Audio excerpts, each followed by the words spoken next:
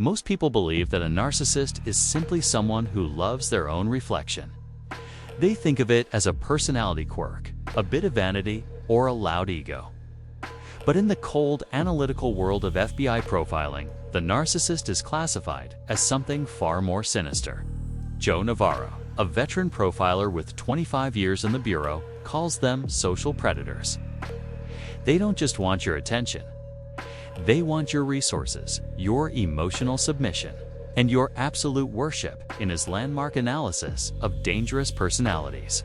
Navarro explains that the narcissist is defined by one core: immovable belief. I am a superior being, and you exist only to serve my needs. Today, we are going deep into the mechanics of this predator. We will follow the story of an average victim, let's call her Sarah, and use the official FBI checklist to see how a predator like Julian selects, hooks, and begins to consume his target.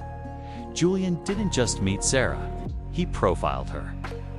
In the beginning, Julian appeared to be everything the world admires: charismatic, articulate, and immensely confident. When he entered a room, he didn't just walk. He owned the space. This is the first red flag on Navarro's list: an overvalued sense of self.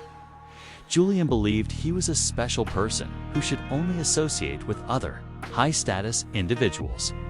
For the first month, Julian practiced a tactic known in dark psychology as idealization. He showered Sarah with praise, making her feel like the most brilliant woman in the room.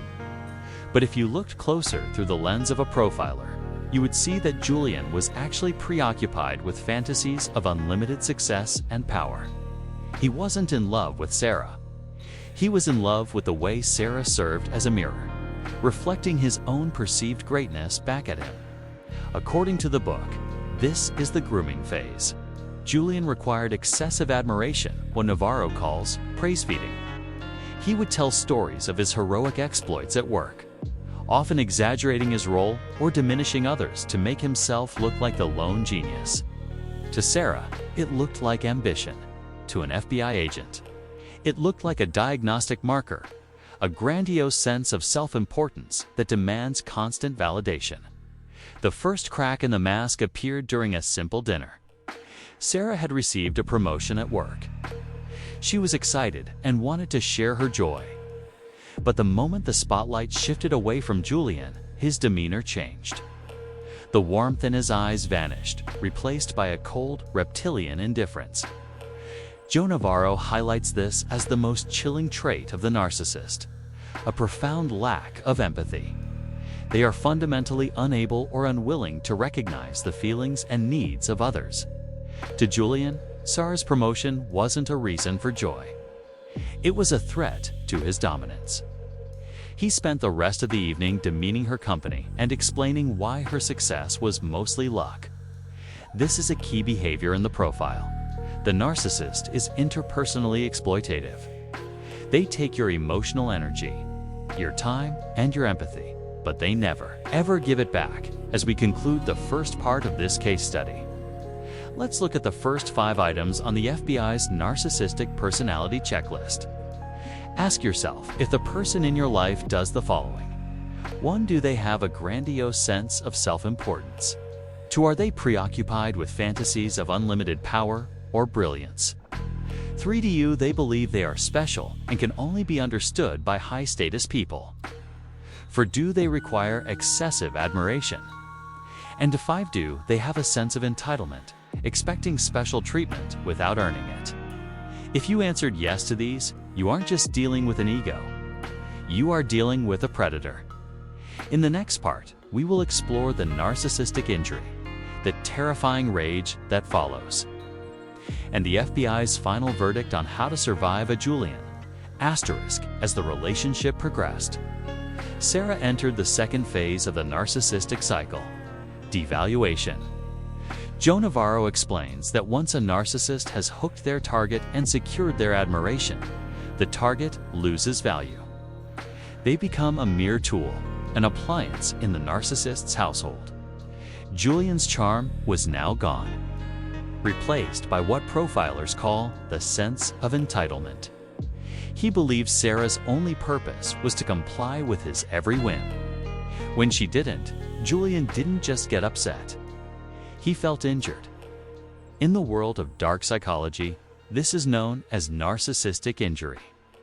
Because the narcissist's ego is a fragile balloon, even a tiny pinprick of criticism feels like a mortal wound.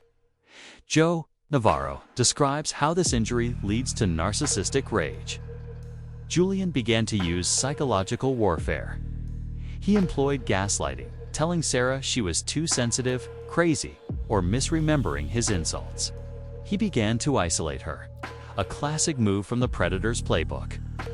He claimed her friends were jealous and that her family didn't understand their special bond. By isolating her, Julian became her only source of reality.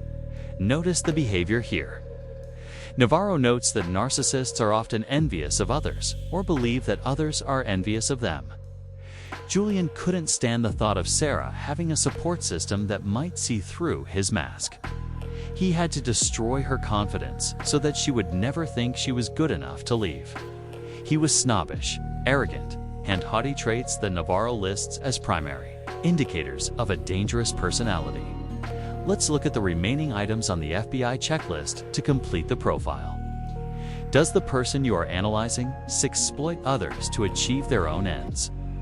7. Lack empathy, or the ability to feel what others feel. 8. Frequently show envy toward others or believe others are envious of them.